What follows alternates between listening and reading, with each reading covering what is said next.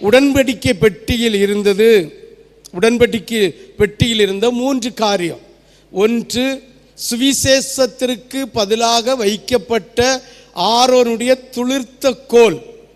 இன்னொன்று, பொன் கிண்ணத்தில் ஆண்டவராகிய தெய்வம் இறக்கி கொடுத்த, பாலைவனத்தில் பனியை போல இறக்கி கொடுத்த அப்பம்.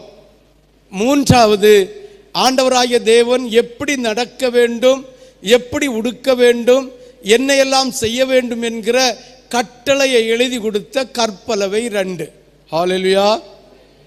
இந்த 3 சாதனமும் இந்த உடன்படிக்கை பெட்டியில இருந்தது. அப்படியே நீங்கள் வந்தீங்கன்னா கொஞ்சம் காலம் தாண்டும் போது இந்த பெட்டிக்குள்ள 2 ஐட்டத்தை காணல. ஒண்ணுதான் இருந்து, 2 காணல. சுவிசேஷம் இல்லை, இயேசு இல்லை, ஆனால் அவர் கொடுத்த கட்டளை மட்டும் இருக்கு. அந்த கட்டளைகளை கடைபிடிப்பார்கள் என்றால் அது முடியாத காரியம். ஏனென்றால் சுவிசேஷம் இல்லை, சுவிசேஷம் இல்லை, ஆண்டவரும் இல்லை. ஆண்டவர் இல்லாத குடும்பம், ஆண்டவர் இல்லாத சபை, சுவிசேஷம் நடக்காது.